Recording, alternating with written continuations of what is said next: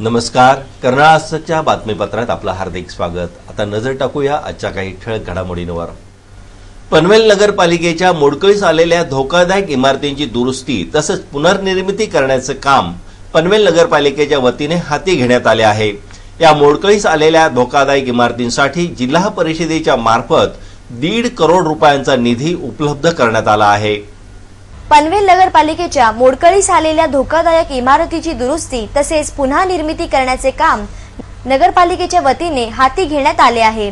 या कामाचा शुभारंभ शुक्रवारी करण्यात आला। या मोडकळीस आलेल्या धोकादायक इमारतींसाठी जिल्हा परिषदेच्या प्रयत्नाने जवळपास 1.5 करोड रुपयांचा निधी उपलब्ध करण्यात आला आहे। त्यानुसार पनवेल नगरपालिकेच्या उर्दू शाळेची नवीन इमारतीच्या कामाचे भूमिपूजन शुक्रवारी आमदार विवेक पाटील यांच्या हस्ते करण्यात आले।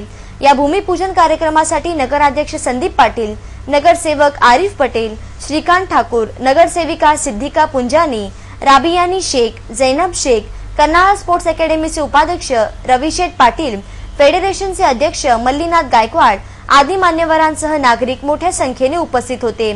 या प्रसंगी आमदार विवेक पाटील आपले मनोगत व्यक्त करताना म्हणाले की विद्यार्थ्यांसाठी एक सुसज्ज व अद्ययावत इमारत येणाऱ्या 6 ते 7 महिन्यांमध्ये तयार होणार आहे।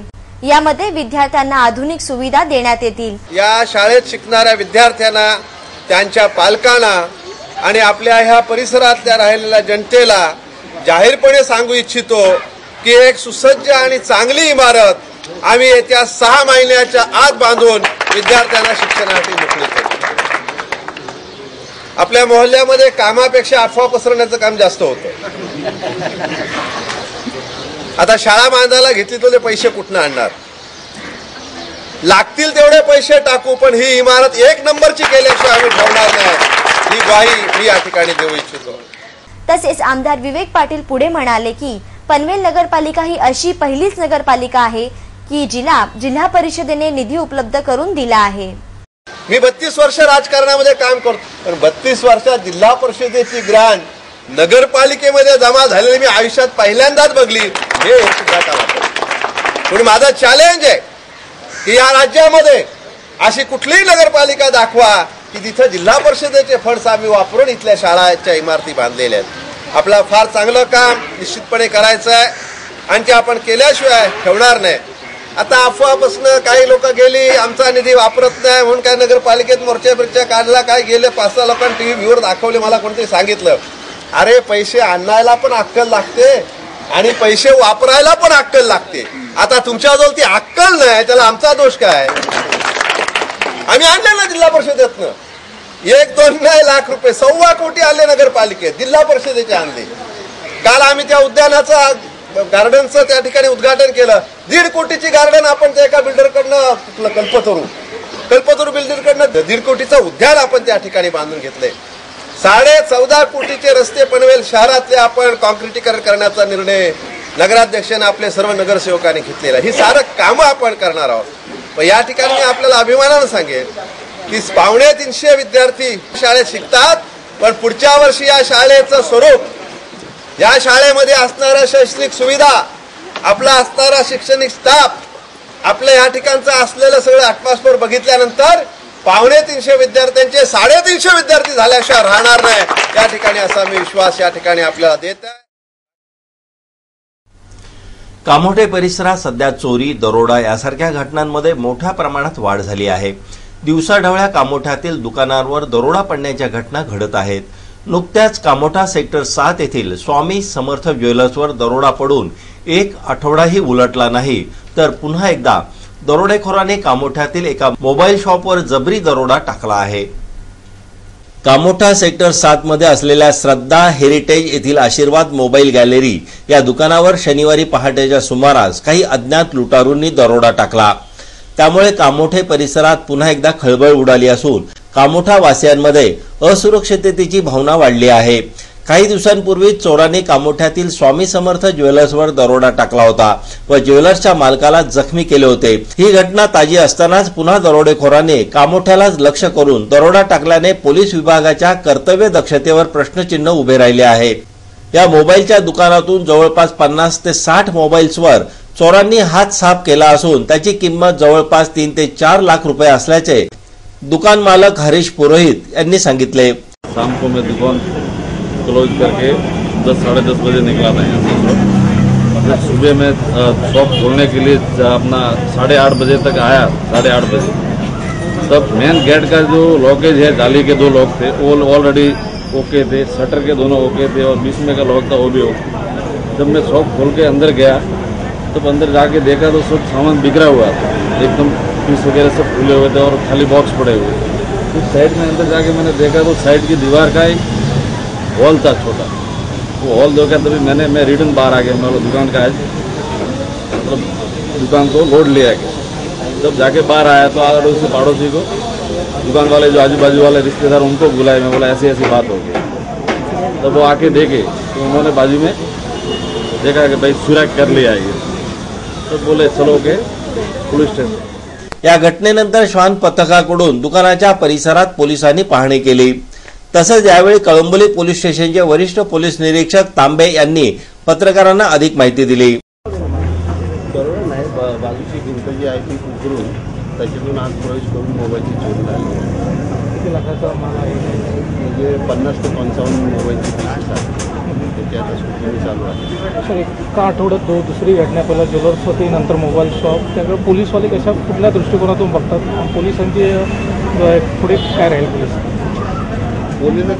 पोलीस प्रत्येक गोष्टीकडे गांभीर्यानेच बघतात। त्याला काय असं विशेष कुठला छोटा गुन्हा म्हणून गांभीर्य कमी किंवा असं नाही, गांभीर्यानेच प्रत्येक गोष्ट बघतात, त्याप्रमाणे गांभीर्यानेच करतात। रात्ररात्री दुसरी सुरक्षेच्या दृष्टीने ते आवश्यक ते सर्व उपाययोजना बीट मार्शल नेमलेले आहेत आणि शक्यता नाकारता याला पाठीमागून सुद्धा एक रस्ता आहे, तो आता बघितलेला आहे। पाठीमागून शक्यता आहे, पाठीमागून पण हे, आणि याच्यामध्ये माहितीगार लोकांची पण शक्यता नाकारता येत नाही।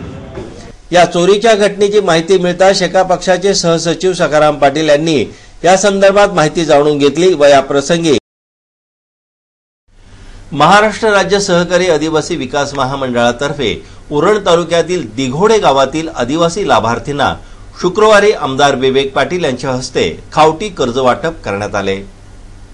महाराष्ट्र राज्य सहकारी आदिवासी विकास महामंडळातर्फे उरण तालुक्यातील दिघोडे गावातील आदिवासी लाभार्थींना शुक्रवारी आमदार विवेक पाटील यांच्या हस्ते खावटी कर्ज वाटप करण्यात आले। या प्रसंगी शेका पक्षाचे कार्यकर्ते काका पाटील, पंचायत समिती सदस्य नरेश घरत, विंधनेचे सरपंच नरेश जोशी, युवा नेते सुरेश पाटील, उपप्रादेशिक व्यवस्थापक श्री भालेराव गो पाटील, नागाव सरपंच हरीश कातकरी, चंद्रकांत ठाकूर, उरण महिला आघाडी अध्यक्षा सोनिया मयेकर, क्षत्रिय अधिकारी पीए घोडके आदी मान्यवरांसह आदिवासी लाभार्थी मोठ्या संख्येने उपस्थित होते। या कार्यक्रमात आमदार विवेक पाटील यांनी उपस्थितांना मार्गदर्शन करताना सांगितले की या योजनेअंतर्गत 70% वस्तू रूपाने व 30% रोख रक्कम स्वरूपात म्हणजेच 3000 रुपयेपर्यंत देण्यात येईल। की 3000 रुपयाची ही कर्ज तुम्हाला आपण शासनातर्फे देणार आहोत। आता हे कर्ज का देण्यात येतं? खरं शासनाची अंमलबजावणीची देखील चूक आहे। पुढच्या वर्षी आम्ही त्या चुका सुधारणार आहोत। कारण जनरली आदिवासी आमचे जे बंधू आहेत जे कुठे रोजगार का करतात, कुठल्या कुणाच्या शेतावर कामाला जातात, कुठे कामाला जातात आणि आपलं उदरनिर्वाहाचं साधन करत असतात, पण एकदा भाताची लावणी झाली की मग आदिवासी बांधवांना कुठेही काम राहत नाही, ते अगदी कापणी होईस्तोवर। आणि मधल्या काळामध्ये त्यांची जी परिस्थिती असते ती फार अवचड असते, बिघड असते, कारण त्याच वेळेस शेतकऱ्याकडे पण काय नसते। शेतकऱ्याचं पण एकदा लावणी झाली की मग कापणीपर्यंत शेतकऱ्याकडे पण काय नसते आणि आपल्याकडे शेतीवर जगणारा आदिवासी समाज असो आणि कोणाच त्यासाठी नसतो। आता ह्याच्यामध्ये 3000 रुपये कर्ज आहे, त्याच्यातलं 900 रुपये आपल्याला माफ करण्यात येणार आहेत सूट, पण 2100 रुपये कर्ज आपल्या डोक्यावर कायम राहणार आहे। पण आता जर आपण का मी मगाशी म्हणालो, काही पुढारी आपलं सांगतात नुसतं हा तुम्हाला दिलं फुकट, 3000चं दिले फुकट, आता आम्ही ते असलं काय नसते, कुणाची मेहरबानी नाही, हे तुमचा अधिकार आहे आणि ह्याच्यात तुम्हाला सांगतो कुणालाही रुपया द्यायचा नाही। तसेच या योजनेचा फायदा घेऊन ही योजना 30% वरून 50% करण्यासाठी पाठपुरावा करू असा विश्वास आमदार विवेक पाटील यांनी यावेळी व्यक्त केला।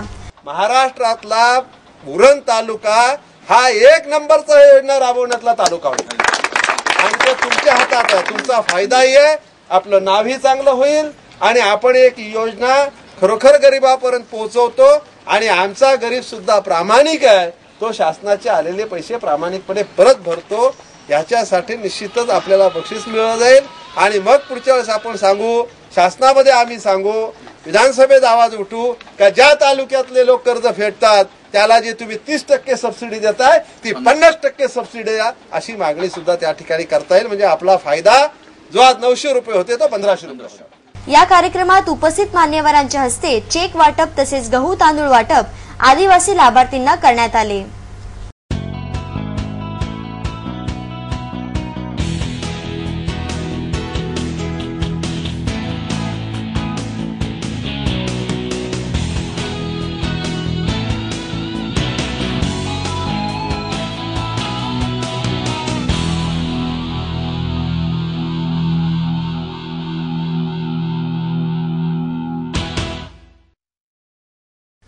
नवी मुंबईतील वाढती गुन्हेगारी रोखण्यासाठी पोलीस यंत्रणा सतर्क झाली असून गुन्हेगारांवर बारकाईने लक्ष ठेवून आहे। या मोहिमेत त्यांना यश आले असून एपीएमसी पोलिसांनी 3 आरोपींना अटक करून ताब्यात घेतले आहे। हे 3 आरोपी नवी मुंबईतील बड्या हॉटेलमध्ये आलेल्या श्रीमंत लोकांना लुटण्याच्या तयारीत होते, परंतु त्याआधीच पोलिसांनी त्यांना अटक केली। नवी मुंबईमध्ये अनेक मोठमोठी हॉटेल सुरू झाली आहेत, यामध्ये धनदांडग्या लोकांची एजा सुरू असते। अशाच धनाढ्य लोकांना लुटण्याच्या उद्देशाने मुंबईतील 4 युवक आले होते। वाशी येथील एपीएमसी मार्केट जवळील हॉटेल योगी एक्झिक्युटिव्ह मध्ये थांबलेल्या व्यक्तींना लुटण्याच्या हेतूने ते फिरत होते। पोलिसांना संशय आल्याने आरोपी आपल्या मोहिमेत यशस्वी होण्याआधीच पोलिसांनी त्यांना अटक केली। त्यातील एक आरोपी पळून जाण्यात यशस्वी झाला असून 3 आरोपींना पोलिसांनी ताब्यात घेतले आहे।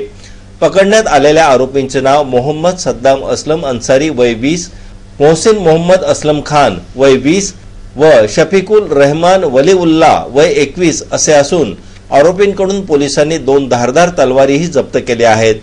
पकडण्यात आलेल्या आरोपींविषयी पोलीस उपनिरीक्षक निकम यांनी पत्रकारांना अधिक माहिती दिली। तसेच फरार आरोपींचा शोध एपीएमसी पोलीस करीत असून पकडण्यात आलेल्या आरोपींकडून अनेक गुन्ह्यांचा खुलासा होण्याची शक्यता असल्याचे पोलीस अधिकाऱ्यांनी सांगितले। पनवेल कृषी उत्पन्न बाजार समितीची वार्षिक सर्वसाधारण सभा शुक्रवारी संपन्न झाली। या सभेत वार्षिक अहवालाची माहिती उपस्थित संचालकांना देण्यात आली, तसेच विविध विषयांवर यावेळी चर्चा करण्यात आली।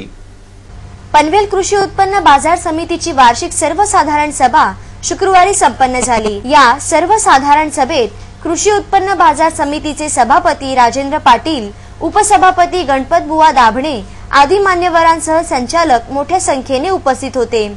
या वार्षिक सर्वसाधारण सभेत वार्षिक अहवालाची माहिती उपस्थित संचालकांना देण्यात आली, तसेच विविध विषयांवर या सभेत चर्चा करण्यात आली।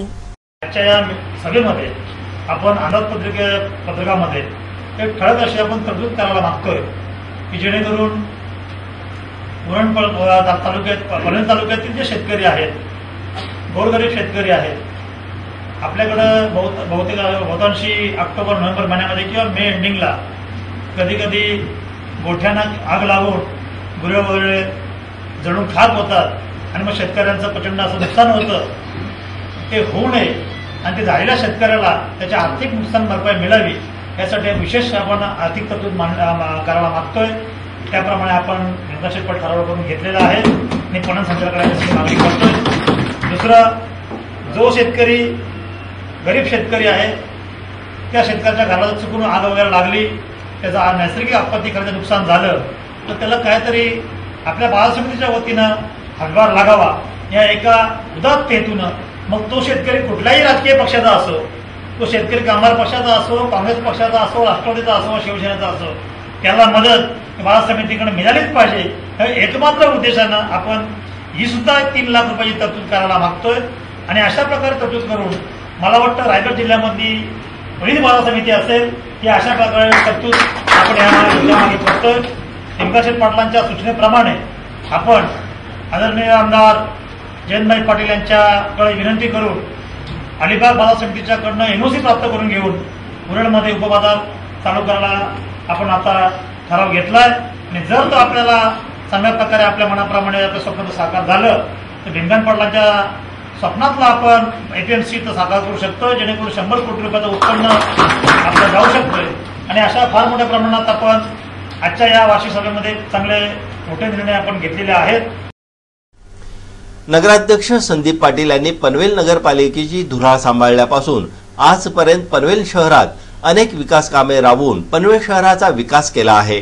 परंतु काँग्रेसी नेत्यांनी या विकास कामांबद्दल ओरड सुरू केली आहे व लोकांची दिशाभूल करण्याचा ते प्रयत्न करीत आहेत। याविरुद्ध युतीच्या महिलांनी मोर्चा काढला व नगराध्यक्ष संदीप पाटील यांना नाहक बदनाम करणाऱ्या काँग्रेसला चांगलेच उत्तर दिले। नगराध्यक्ष संदीप पाटील यांनी पनवेल पालिकेमध्ये सत्तेची धुरा सांभाळल्यापासून आतापर्यंत फक्त 2.5 महिन्याच्या कार्यकाळामध्ये त्यांनी अनेक विकास कामे पूर्णत्वास नेली आहेत। परंतु विकास कामामध्ये नेहमीच अडथळा निर्माण करण्याची सवय असलेले तसेच केवळ लोकांची दिशाभूल करून खोट्या बातम्या पसरविणारे काँग्रेसी नेत्यांच्या पोटात विकास कामाबाबत पोटशूळ उठल्याने त्यांनी नगराध्यक्ष संदीप पाटील व युतीच्या नगरसेवकांना बदनाम करण्याची मोहीमच सुरू केली आहे। याच हेतूने काँग्रेसच्या महिलांनी मोर्चा काढून नगराध्यक्ष संदीप पाटील यांच्या विरुद्ध घोषणाबाजी सुरू केली। त्यामुळे लोकांमध्ये नगराध्यक्ष संदीप पाटील किती निष्क्रिय आहेत असा संदेश पसरेल। परंतु या मोर्चा विरोधात युतीच्या महिलांनीही जशास तसे उत्तर देत काँग्रेसच्या विरुद्ध मोर्चा काढून काँग्रेसच्या कुटील नीतीवर प्रहार केला व नगराध्यक्ष संदीप पाटील यांच्या कार्यतत्परतेची प्रशंसा केली। या प्रसंगी महिला आघाडी अध्यक्षा श्वेता भैरा, माजी अध्यक्षा माधुरी गोसावी, उपाध्यक्षा शमा हटंगडी, माजी नगरसेविका पुष्पलता मडवी, रेणुका मोहोकर आदी सहित शेकडो महिला सामील झाल्या होत्या व काँग्रेसियांविरुद्ध नारेबाजी करीत टीका केल्या। यावेळी श्वेता भैरा व माधुरी गोसावी यांनी काँग्रेसच्या कुटील नीतीवर प्रहार केले। शेतकरी कामगार पक्ष महिला आघाडीतर्फे माननीय नगराध्यक्ष संदीप पाटील यांनी विकास कामाचा जो कायापालट केलेला आहे पनवेल शहरामध्ये तो काँग्रेसच्या महिलांच्या नातांद्रेपणामुळे तो एवढा किळसवाणा प्रकार त्यांनी जो आज काल केलेला आहे तो अतिशय निंदनीय आहे। मला असं वाटते त्या महिला ह्या अज्ञात आहेत असं मला वाटते, कारण त्यांना खरी परिस्थिती अशी माहिती नाही। कारण पावसाळ्यामध्ये डांबरीकरण हे होत नाही। त्यांच्या काँग्रेसच्या पुढाऱ्यांनी त्यांच्या हातात ताट आणि काठी देऊन त्यांना मोर्चा काढायला सांगितलेला आहे, पण खरी परिस्थिती अशा प्रकारची आहे की जेव्हापासून संदीप पाटील यांनी नगरसेवक पदाची धुरा सांभाळली तेव्हापासून ते विविध कामाला उपाययोजना प्रत्येक कामाची अशी वेगवेगळ्या प्रकारची त्यांनी कामं करायला सुरुवात केलेली आहे। कर्नाळा आजतक बातमीपत्राबाबत आपणास काही सूचना करायची असेल, काही माहिती द्यायची असेल किंवा जाहिरातींच्या संदर्भात कृपया आमच्याशी संपर्क साधा। आमचा पत्ता आहे संपादक रमेश भोळे, कर्नाळा आजतक कार्यालय, गेट नंबर 2, गाळा number 9A, Karnala sports academy Panvel.